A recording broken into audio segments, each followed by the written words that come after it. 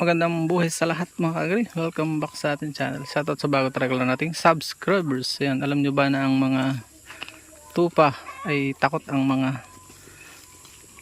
mga ahas? Opo, totoo po yung sabi ng Bible na yung paa ng Panginoon ang dudurog.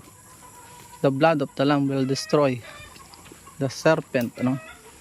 Yung dugo ng kordero ay takot ang knock out itong mga serpent o mga ahas. Totoo po ito ang patunayan ko. Yan po ay 5 taon ko nang napatunayan. Wala akong nakitang nakagat ng ahas na tupa dito.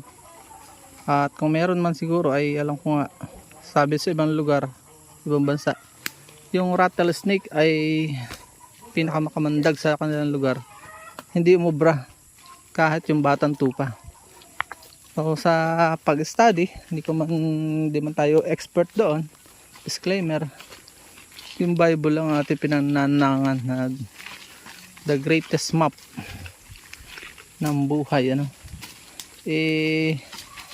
May anti-venom yung dugo ng tupa.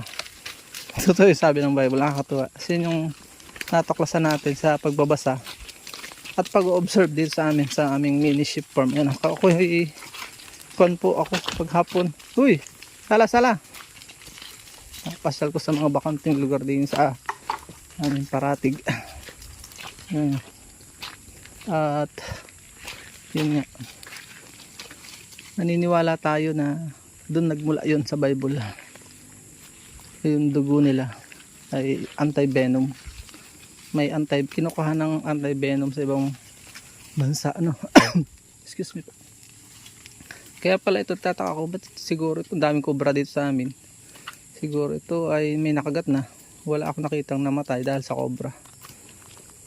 Yan sawa ay hindi ko rin alam. Basta ang alam ko yung kanilang yabag ay nakakatakot eh. Yabag pa lang matatakot na ang mga ahas. Kaya kapag may alaga ka nito, swerte mo, wala talagang mga ahas na lalabas. Natakot. Na-observe ko naman doon sa lugar na may bakanting kulungan na pinalago ko dahil nga sila, para may makain pa sila in the future. Doon nagkaroon ng cobra. So ibig sabihin, yan, iwanan ako na kay mga alaga. Ayun, nagtakbo na doon. So pinapastol ko paghapon dito sa mga hindi nila sakop sa bakod. Wow, may longkong pala dito. Papastol pa kayo sa aming longkong. Ganda ng longkong. Yan po ang longkong. Diba? Nakapastol pa kayo sa longkong namin. Maliliit pero mahahaba silang mamunga. Naman yung duko, mahahaba din. Niwanan na ako. So ano ba yung patunay ko na pwede mag-prove doon sa akin? Wala akong experience sa ahas patungkol sa sheep. Research lang pong konti.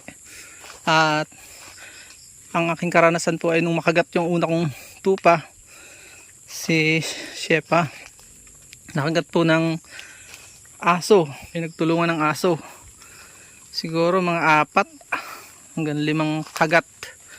So may rabies na po yun. Imposibleng wala. Pero kinaya ng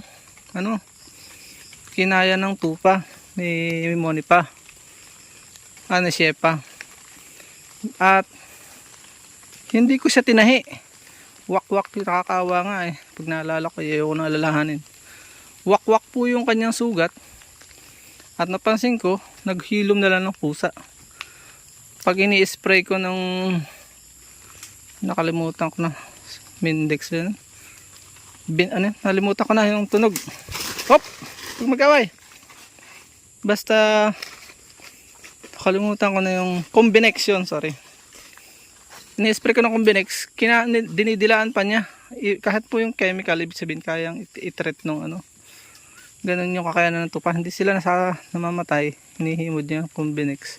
Yung kanyang laway ay may pang cure Hindi ko mo sinasabing totoong gamot nga, pero yung laway niya ay anti-venom na rin. Dahil nga, nihimod niya at gumagaling. Kakaroon ng healing process dun sa kanyang sugat. Wakwak ay bigla na lang parang naglaho. Parang tinatahi kapag nahihimod niya, nalalawayan niya. Yun lang po, kung may ako lang dahil di pa naman tayo expert, 5 years experience pa lang po tayo sa tupa, mag-aanim, kukunti pa nga na nga itong aming tupa, 4 na. Pero sa 5 years na yun, yung mga observation natin ay personal na karanasan, pinayaman ng panahon kahit pa paano. Yun lang po, maraming salamat. May natutunan kayo, kahit kunti lang ating vlog. Pakidagdag na lang po kung may kakulangan. Basta alam ko lang, galing sa Bible ay totoo. Yung the blood of the lamb na simbolo ng dugo ng Panginoon ay takot ang mga kayang i-destroy ang serpent. Kaya talagang sa Bible pa lang anti-venom na siya hanggang sa ngayon sa ating panahon. Paalam and God bless. Palambing nga po pala bago tayo maghiwalay.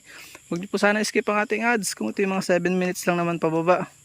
Kapartner po namin kayo sa aming idadagdag na misyon. Kapag ka ito po ay hindi nyo ini-skip. Dahil doon lang naman tayo nakakuha. At yun ang gagamitin natin para pandagdag sa panibagong mission. Later ko na lang i-discuss sa inyo yung mission na ating pupuntahan, gagawin. Dahil kapartner po namin kayo, kaya ako nag-uulat. So tara na, balik. Uy, balik. Huwag nang lumayo, dito lang, balik. Ang hirap pagka niya, nalayo yung mga yan. Isa na po yung aming inahin, siya Simone pa. Buntis na uli. Nako, ano pa siya, hindi nabuhayan itong huli. Update ko po kayo sa mga susunod pa nating informative videos. Paalam and God bless. Please support all Filipino vloggers. Pakita natin sa mundo na nagkakaisang lahing Pilipino. Paalam mo na po. At ito ipapastol ko pa mga to. Paborito nila yung Jimelina ang buto. Yung bunga.